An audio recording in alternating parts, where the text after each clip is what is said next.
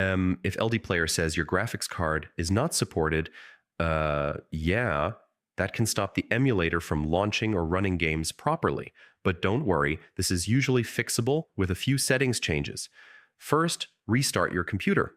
I mean, sometimes temporary driver or system glitches cause LDPlayer to not detect your GPU correctly.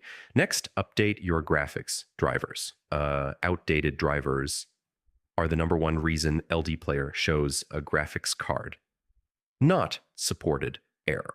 Now open LDPlayer settings and switch between OpenGL and DirectX mode. Yeah, if one mode fails, the other often works.